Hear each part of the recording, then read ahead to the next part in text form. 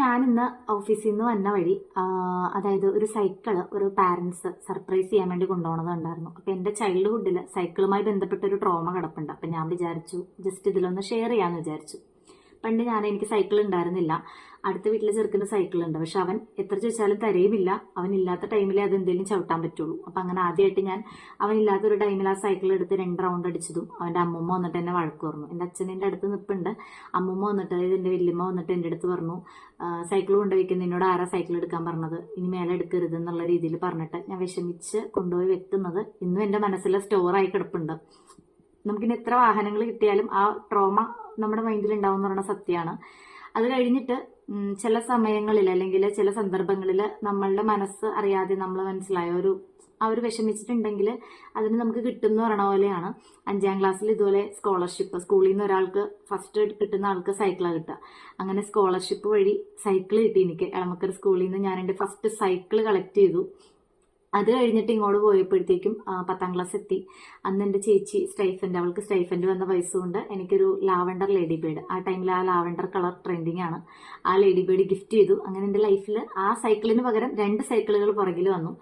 അത് കഴിഞ്ഞിട്ടാണ് വണ്ടി എന്നുള്ളൊരു പ്ലാൻ എനിക്ക് ഉണ്ടായിരുന്നില്ല. പക്ഷേ നമ്മുടെ സിറ്റുവേഷൻസ് ആണ് നമ്മളെ പല കാര്യങ്ങൾക്കും പ്രചോദിപ്പിക്കുന്നത് എന്ന് പറയാം. ഹർത്താലൊക്കെ വരുമ്പോഴത്തേക്കും അച്ഛനും അമ്മയൊക്കെ ജോലിക്ക് പോകാൻ വേണ്ടിയിട്ട് വെള്ളാർപാടം വരെയും അല്ലെങ്കിൽ നടന്നൊക്കെ പോകുന്ന ഒരു സിറ്റുവേഷൻ ഉണ്ടായിട്ടുണ്ട്. സൈക്കിളിലൊക്കെ പലതവണ ഞാൻ ആക്കിയിട്ടുണ്ട്. പക്ഷേ ആ ഒരു ടൈം വന്നപ്പോൾ ഒരു വണ്ടി അത്യാവശ്യമാണെന്നുള്ള രീതിയിൽ, കാരണം വണ്ടി വേണം നമുക്ക് എന്തെങ്കിലും ഒരു കാര്യത്തിന്, ഇതുപോലെ ഹർത്താലൊക്കെ വരുമ്പോഴാണെങ്കിലും വണ്ടി ആവശ്യമാണെന്നുള്ള രീതിയിൽ. പിന്നെ പലരുടെ അടുത്ത് മാക്കിത്തരാൻ ചെല്ലുമ്പോൾ അവരുടെ നീരസം പിടിച്ച ആ ഒരു ഫേസ് കണ്ടിട്ടാണ് അവര് ചെയ്യാറ്. അപ്പൊ അത് നമുക്ക് ബുദ്ധിമുട്ടാണ്, മറ്റൊരാളെ നമ്മൾ ബുദ്ധിമുട്ടിക്കുകയാണല്ലോ നമ്മളെപ്പോഴും ഓർത്തിട്ടുണ്ട്. നടന്നൊക്കെ പോയിട്ടുണ്ട് അച്ഛനൊക്കെ.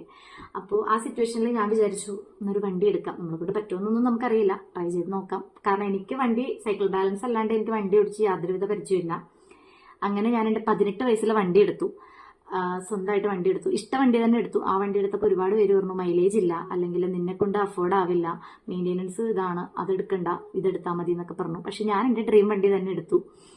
വിത്ത് സപ്പോർട്ട് ഓഫ് മൈ ഫാമിലി. അവരെന്റെ ഇഷ്ടത്തിന് എടുക്കാനാണ് എൻ്റെ അടുത്ത് പറഞ്ഞത്. എന്തായാലും അവരാരും പേ ചെയ്തിട്ടില്ല, ഞാൻ തന്നെയാണ് അതിന് പേ ചെയ്തതും.